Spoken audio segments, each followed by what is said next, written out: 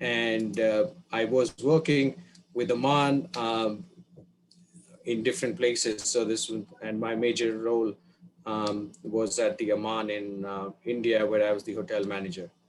Uh, then came the point where I said, okay, I want to now study a little bit, get out of hotel operations and see how can use my time at operations in other stuff, but still to do with hotels. So I I researched very many programs. Um, I said, okay, let me get an MBA. Cornell had a master's program, which I was fortunate to get into, which is where I met Michelle and, a lot of other really talented people. So came to the US for Cornell and, while during this exciting journey, I realized, okay, I'd be able to venture out into real estate, which is more about, acquiring more hotels and while also making use of the experience that I've gained in operations. 1 year from there, I joined a group called the LCP Group. We're a small company, which is New York, and we currently it started as a company which did everything apart from hotels, but we're focused on hotels right now.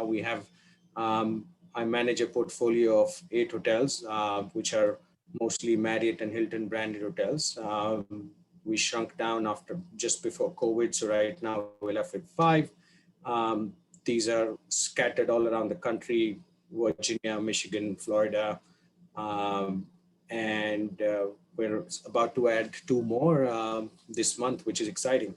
So my role is basically now to identify the right kind of hotels for my company and to try and to value them and eventually buy them and add them to our portfolio. And once they're added to the portfolio, I then continue to manage along with the management company and make sure they are performing in a manner that we would like them to, which involves a lot of going through P&L, going through a lot of data with market surveys, with star reports, with a lot of revenue management reports, which is what I do on a day-to-day basis. So that was a bit of a long-winded version of where I started from and what I do today. It's been a very exciting journey, and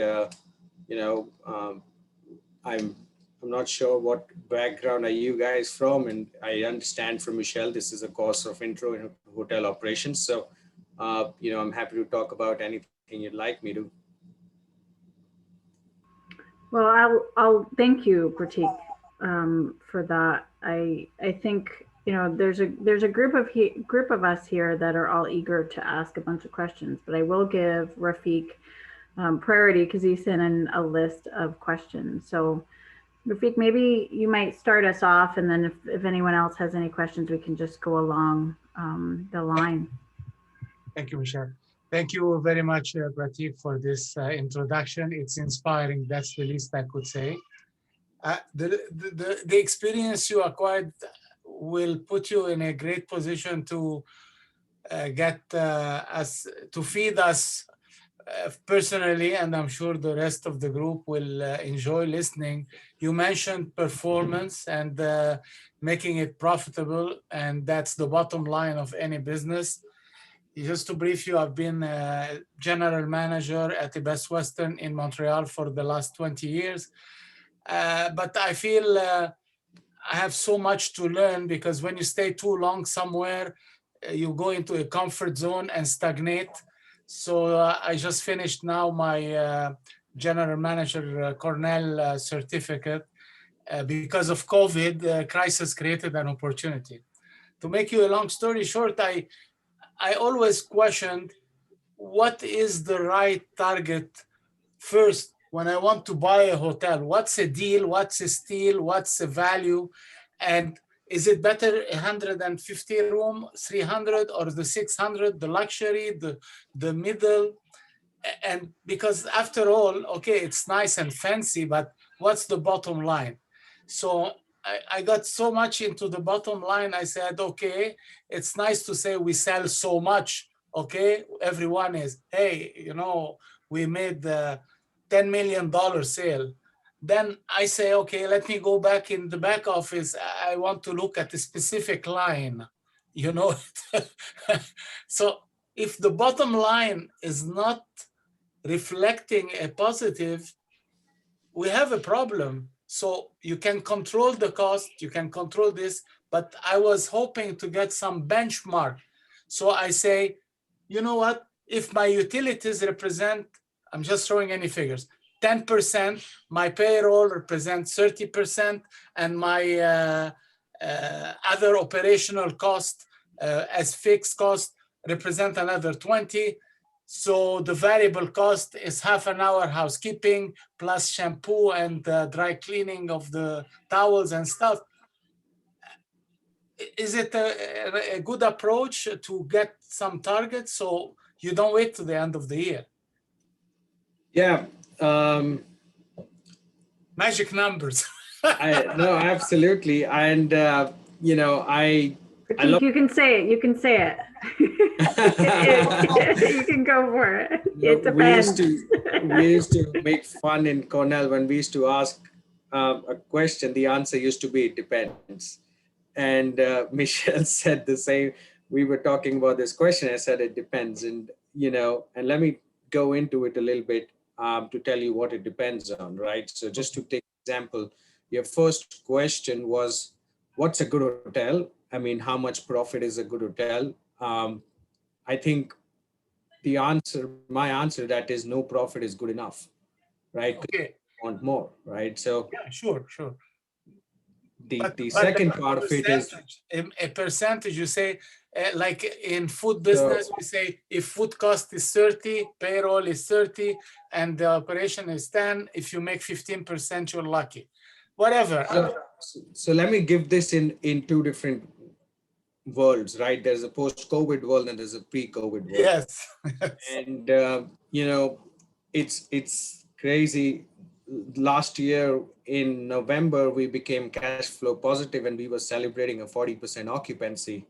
And, you know, that's the COVID world for you. So, you know, right now, my portfolio is averaging around a 60% occupancy at around $180 ADR. And I think we're pretty happy about it because it's better than what we thought it would be. As far as the bottom line is concerned, what COVID has taught us is that it's no bottom line. You know, you can squeeze a lot more than you think, right? And from a full service hotel, when I'm saying, and you know, from a net operating income perspective, anything between a 25 to a 30% is pretty solid for me. When I say full service, I'm talking about a hotel in a big city, you know, which is above a $250 ADR, which is a, you know, and it's got multiple outlets because, you know, the bigger the hotel and the more expensive the hotel really doesn't really mean more profit. So I would look at, you know, anything between 25 to 30% as a decent NOI margin for a full service city luxury hotel. Now, coming to select service hotels, this is where the world has done really well in the last few months. And when I say select service, I'm talking about brands such as, you know, a Courtyard by Marriott or Hampton Inn, or various other, you know, and within that select service world, there's branded and non-branded, right? The profit margin usually is for a branded Hampton Inn, if, you know, if it's driving anything between 35 to 45% in to the bottom line, that's a pretty good margin, I would feel. Again, it's that means that the GOP, and when I say NOI, After tax. so there is, how I'm talking about is there's revenue, there is departmental expenses, there is fixed expenses such as sales and marketing, A&G, and then you have a gross operating profit.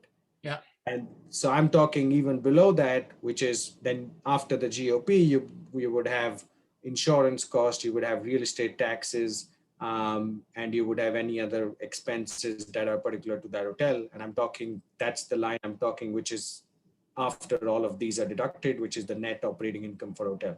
Do you include, sorry to interrupt, do you include the cost of capital? No, that's No not. payback, like out of the 30, I have to pay back my investor. That's right. So this is what in technical terms, and I don't know how familiar you are with the financial terms, this is what I would call EBITDA, Okay, yes. earnings before any sort of Tax. investment is done, Yeah. right? If a select service hotel is earning anything between 35 to 45%, it's a pretty good hotel. I would feel, again, these are rough estimates. You a smaller hotel in a smaller city which has low cost of labor should be doing more than 45%. Right? So I'll give you an example. I was recently working on a Hampton Inn in Miami where we were looking at a 36% NOI margin, um, or at anything between 36 to a 40% NOI margin, and that was pretty good because the costs in a bigger city is different because you're spending more on advertising, plus you're paying your franchise fees to the brands for all of this. So that's where I think it changes. Especially now, if it is a Best Western compared to a Hampton Inn, the fees for a Best Western is cheaper than a Hilton or a Marriott fees. Yeah, because Now, it's a co-op, yeah. yeah, and then what that means is that should translate into more profit. Yeah. However, I would imagine a Best Western would be $20 cheaper than a Hampton Inn, For instance, yeah. for instance. Yeah, yeah, and it could really matter on the product quality and everything. But so all of these are just rough estimates. So if I'm looking at a hotel without knowing where it is, and if it's doing a 35 to 40% NOI margin, I'd be impressed because it means it's a well-run hotel. Mm-hmm. Mm-hmm. Um, so yeah, I don't know if that answers your question, but it's a very difficult question to answer without talking about a one hotel. And if you are looking at something like a single hotel in your mind, we can have a discussion offline about, if you're looking for some benchmarking for a particular hotel in a particular city. I have no experience in Montreal, but I can definitely pull out some data about, a similar hotel in a similar city in the US. I appreciate that. Like if you go as an investor, how long does it take for you to get back your money? For a hotel, now, when I'm either there are two ways to look at it. One is you're an institutional investor, Yes. usually, which what that means is if there is a hotel worth $100 million, not many individuals would want to invest in that hotel. So then, there'll be institutional investors who would get money from insurance funds, pension funds, various ways of getting capital, would usually hold a hotel for 5 years, and they'd get their money back at somewhere between year 2 to year 3 is what they would look at. Wow. Also, because it's also, you would look at how much loan are you able to take on a property. So pre-COVID, I would be able to get 90% loan on a property for a $50 million hotel. Today, no lender wants to give more than 60% of a loan on a property because the way that lenders look at hotel industry is changed. Sure. 2 years down the line, things might be back to normal. And, so the equity that I'm putting in as an investor will be only 10%. So I'll recover much faster. Yeah. Okay. Okay. So if you're buying, let's say, simple scenario, a 100-room hotel, which is costing you $1 million, and you're able to get 60% loan on it, which means 600,000, and you're putting in 400,000, you would only get your equity back when you sell the hotel. Yeah. You would not get your equity back by just NOIs, like, because after you pay the lender, there is not much left for you to earn your 400,000 back. Yeah. Hoping that at the end of 5 years, you're able to sell that hotel for at least 1.5 million. Yeah. And that's where you count your dollars. No, most investors don't count dollars until they sell the hotel. Mhm, mhm, mhm. So you insinuated that by coincidence, 100 rooms, 1 million. So the formula of 100,000 per key is kind of an example, or? Yeah, I mean, it's an example. No, because this what we can do is, Michelle, I in like your another experience. session, we can actually talk about a specific deal, which Yeah. be a little more better to be able to answer these questions. Then you can talk about why, like, we can pick up a hotel. Let's say, for example, like I said, the Hampton in Miami. I can take you about what the price Okay. was, how much we paid, how much was a good margin, when Okay. we'll get our money back. Okay. Thank you very much, Prateek. No problem. Sorry, guys, I took the. No, it's okay, which is why, the bigger answer is it depends, because there are so many variables here, right? So thank you for that lovely answer. Did anyone else have any other questions? Jennifer, I see you unmuted. Did you have a question? Oh, no, I just didn't mute myself. Oh, that's okay. That's okay. I mean, really, my only curiosity, completely digressing from this conversation, is Prateek, your biography caught my eye because I currently work at a Relais Chateau property in Montana, and just based on my experience with the association and sort of the family that I've met from around the world, which is one of the best parts of being a Relais property, I think. You have transitioned from active management and participation and hospitality and operations of a hotel into this field of acquisition and management of all the various portfolios. Do you miss like being hands-on in a hotel? Like, what you talked a little bit about what drove you to hospitality to begin with, and you sort of carried on in a different trajectory. I don't see myself ever wanting to go in that direction. I love hospitality and being hands-on and face front with guests and everything. And I'm just kind of curious about how that transition happened for you and why you decided to move in that direction. Yeah, great question. I was apprehensive before making that move, right? Because when you join the hospitality world, most people would join it because you love being around people. And right now, I'm not around people. For the last 15 months, working from home, in sitting in a room for 10 hours a day. So it's very different. I definitely miss the action of operations. Um, I don't miss the hours, to be honest.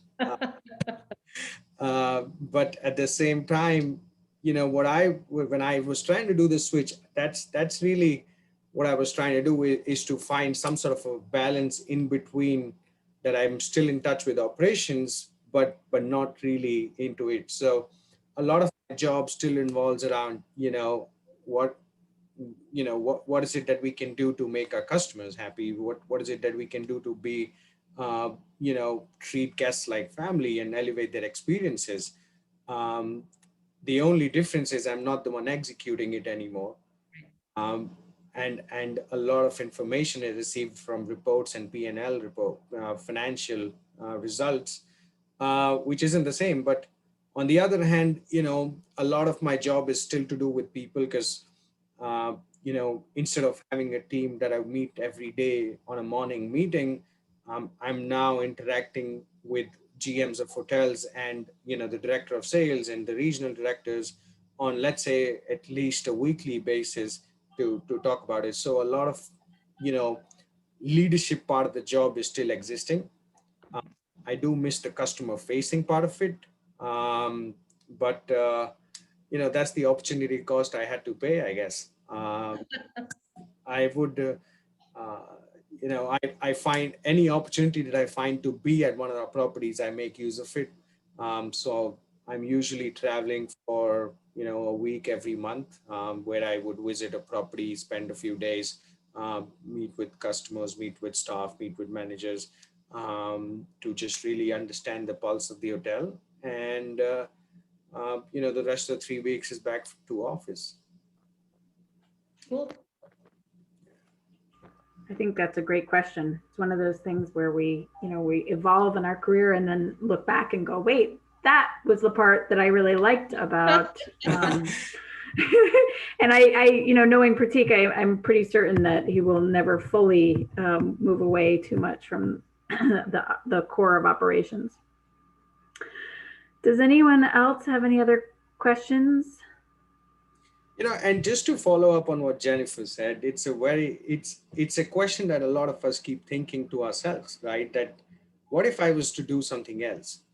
I had the same question in my mind when I went for Cornell. I mean, leaving work and going to a full-time course was not easy. And I debated on that question for almost 4 years. Because you keep second guessing yourself, and then you have a promotion or you have a new job and you're like, oh, this is great, why am I going back to school?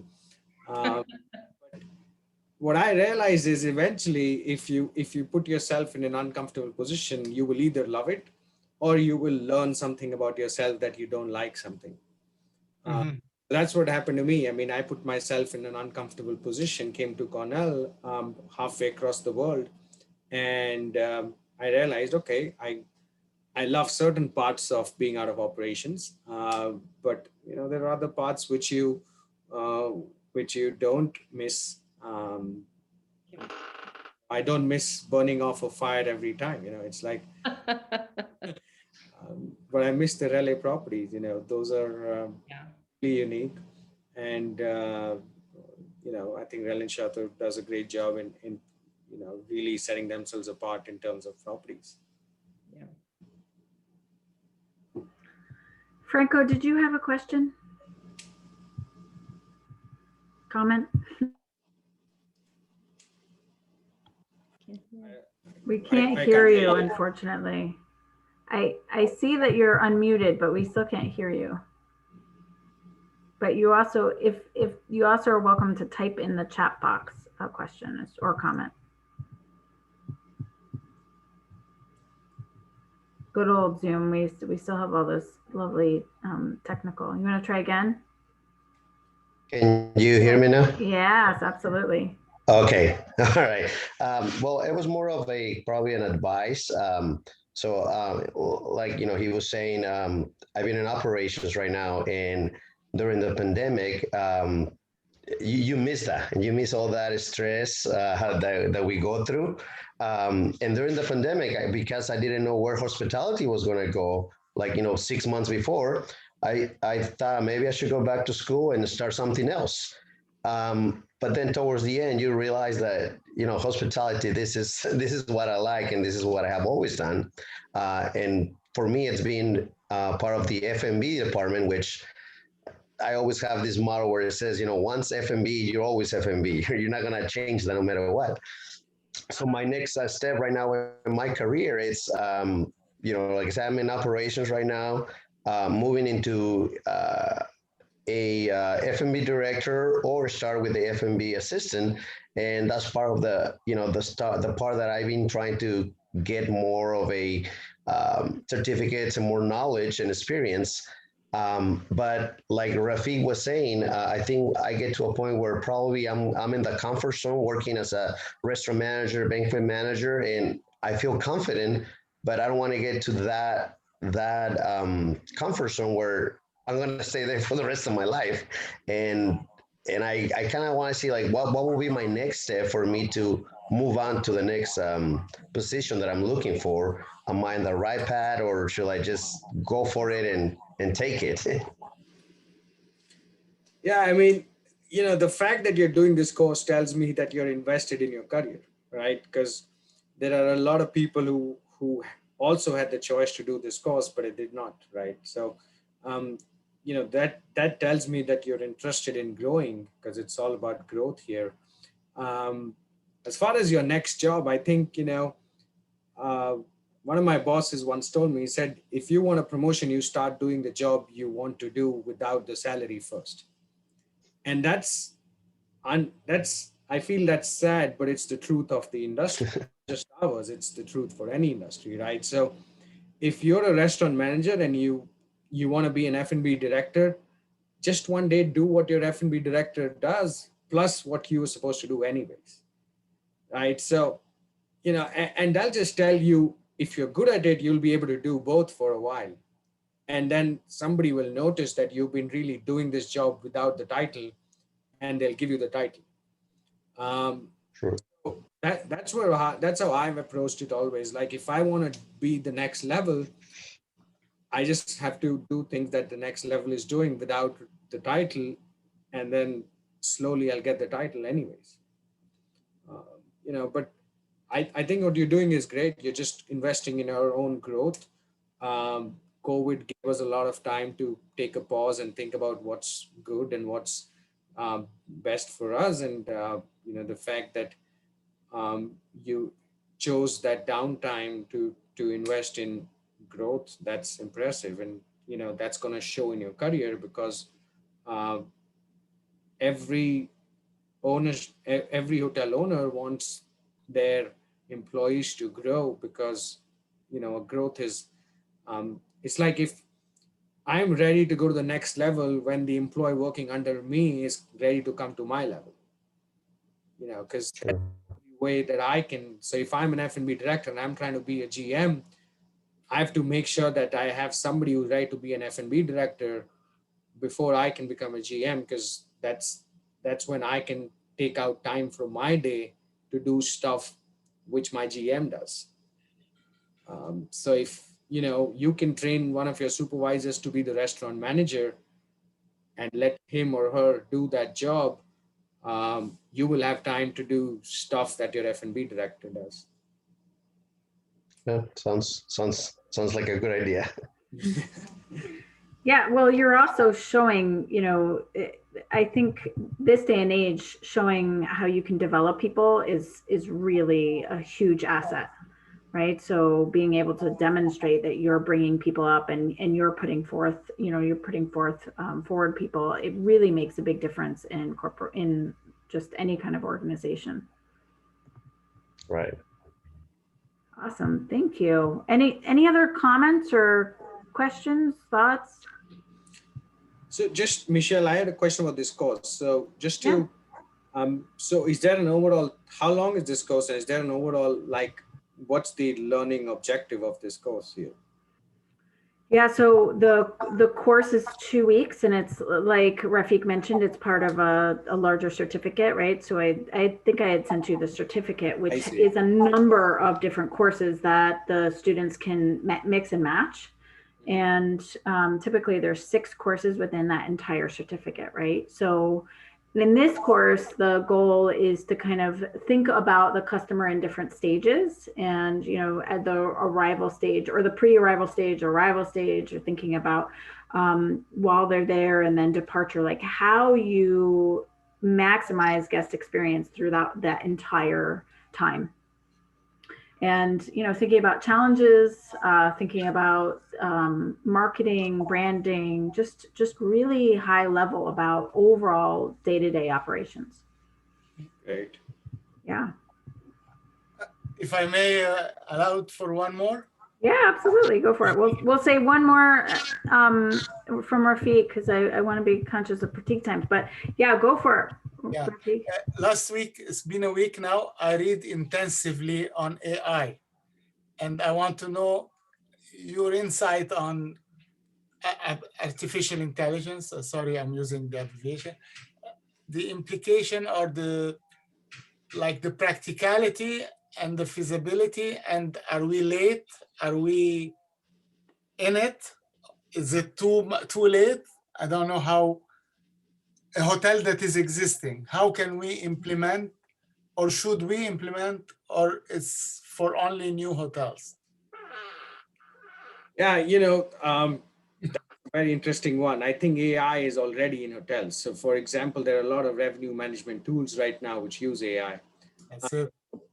On the other hand, hotels are usually not the first one to grab technology or to adopt technology. For example, digital key cards, right? Yeah. Or like mobile check-ins. Yeah. It was, before COVID, not many people had adopted mobile check-ins. You would go wait in line at a front desk for 10 minutes and then get a key and then go in.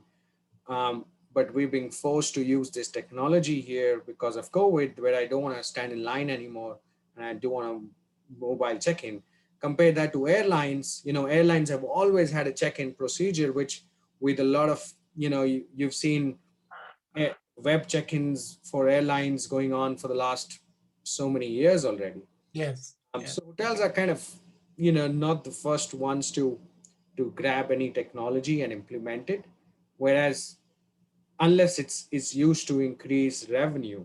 Yes. So that's why revenue management takes the first one. Unfortunately, a lot of hotel owners, even though they like to say they think about experience, they first think about bottom line.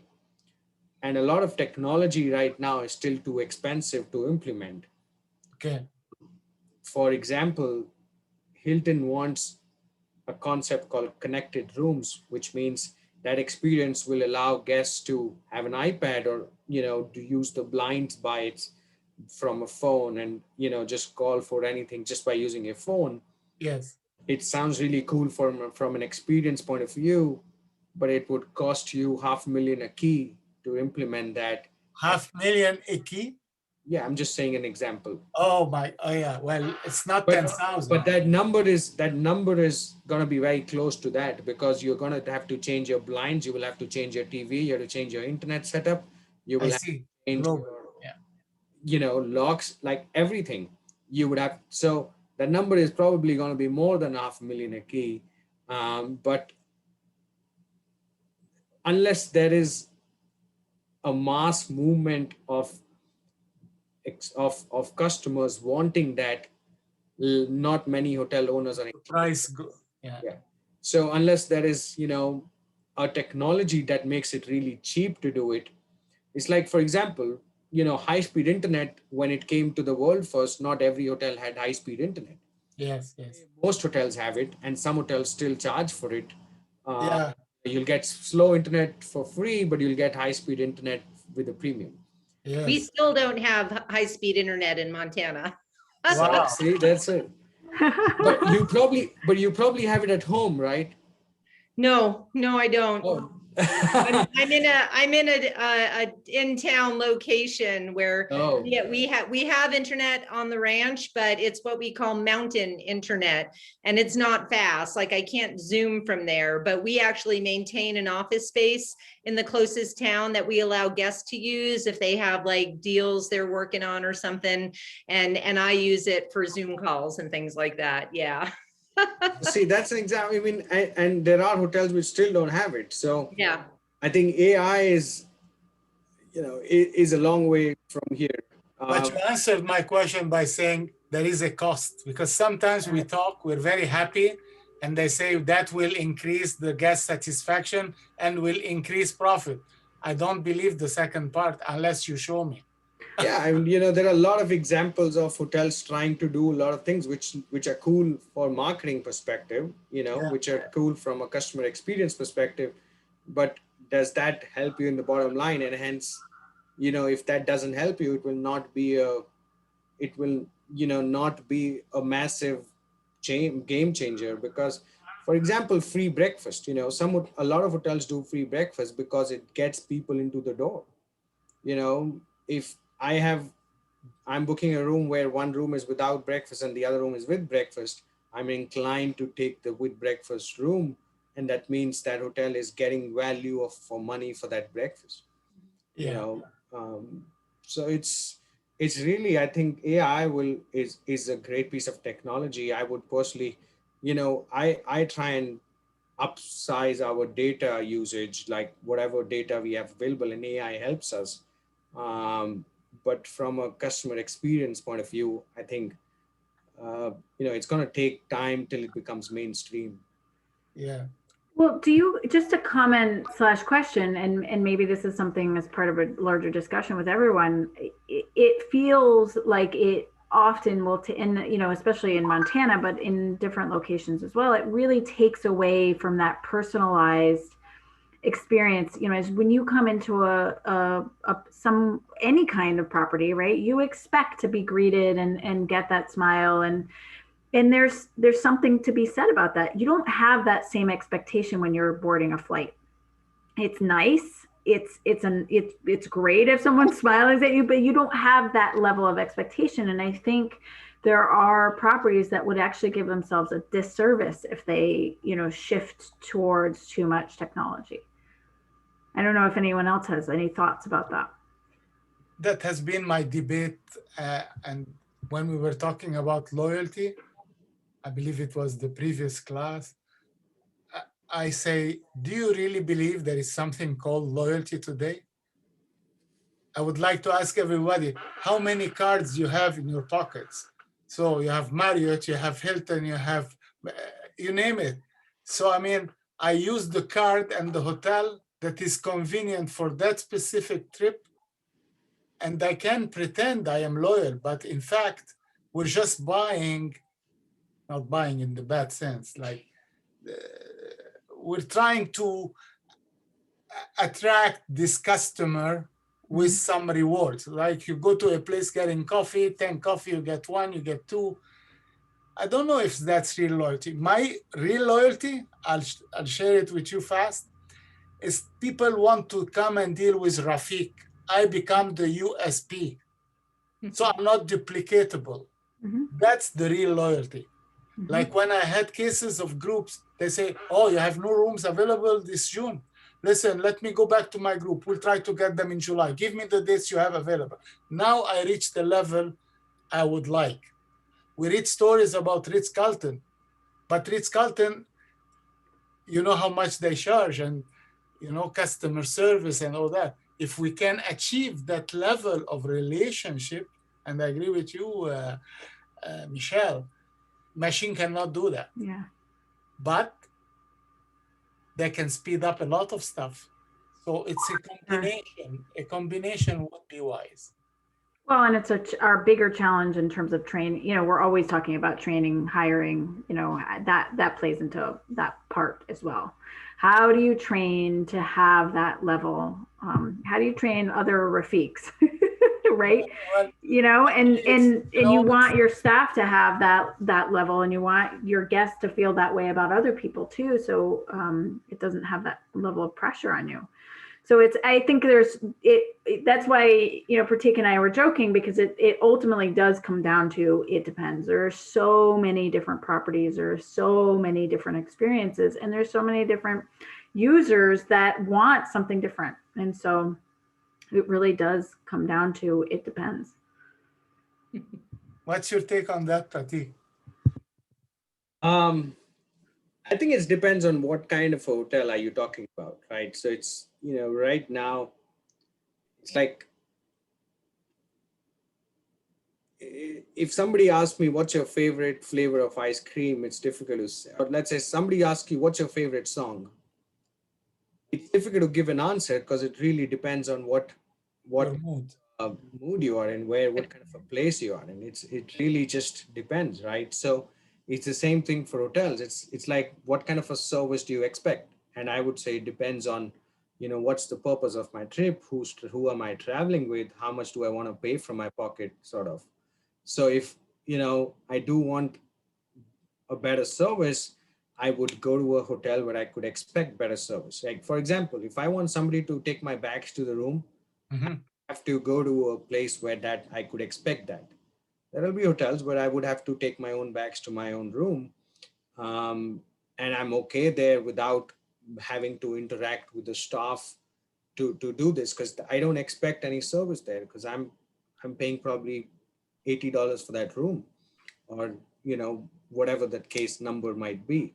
Whereas if I'm now, you know, traveling with my family, it's in a beautiful resort, and, you know, I'm paying $500 for the room, I would expect that service where, you know, somebody can help me with my bag, somebody's there at check-in who I can talk to and talk about the experiences that I can do in the hotel. So I think as long as you're aligned with the kind of experience you want to give to your customer, and the expectations of your customer has to be equally aligned to it, you know. That's really what I feel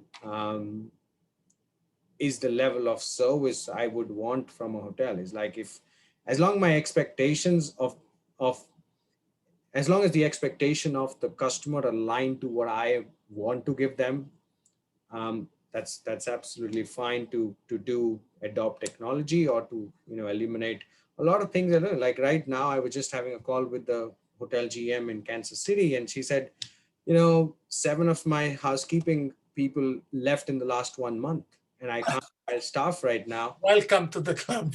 Yeah. So, and I can't hire staff right now because, I'm paying $13 an hour. The hotel next door is paying $17 an hour. Now, can I raise the wage to $17 an hour? No. But can I find ways to work without some staff? Possibly. It's like I'm trying to promote mobile check-ins. I'm trying to promote, specific hours of service at the bar. I'm trying to promote reserved seatings in the restaurant, so I know when my crowd is coming and I can staff accordingly. I'm trying to promote, 2-night or 3-night stays, so there's less housekeeping in the room. So it's really just about, looking at options, looking at what kind of service levels are you trying to give back for the price you're charging. Awesome. This is a fabulous discussion. Yeah. Did you ever consider subcontracting housekeeping services? We still do. I mean, there is every hotel we have subcontractors, right? So yeah. You pay per occupied room? We pay per hour, not per occupied room. I meant like companies take care of, you tell them tonight I have 50 rooms. They tell you, okay, we're charging you, let's say $30. And if you do it yourself, it would be 15. But long run, you see what I mean? No union, no negotiation. I understand that. I think I haven't explored that for my hotels, but it could be an interesting concept for a small hotel that makes. Same for restaurants. We're losing money in a restaurant. You just get an operator. You take care of the hotel. Let him make the money if he can. But it's coming. Like slowly, I find for the mid scale. I mean, for luxury, of course, that's another story. All right. I am going to thank Prateek. Thank you so much. Thank you, Prateek, for your time, Prateek, and your sharing your experiences and spending Monday afternoon. Request on LinkedIn. Oh, sure, absolutely. Don't refuse me. It'll be a pleasure. I'd love this to. This guy, not again. Okay, boom. Same for you, Michelle. Absolutely, I saw that. No problem. In fact, I think that's one of the rich parts of eCornell is the connections, the networking. So I have recorded this conversation, so I will share it after today. But Prateek, again, thank you so much. You're getting some thank yous in the chat. Thank you for spending your Monday evening with us, and it was nice to see everyone. So thank you all. Thank you very much. Thanks for having me, Michelle. And it was wonderful to meet all of you. All the very best. Thank you. Thank you so much. Thank you.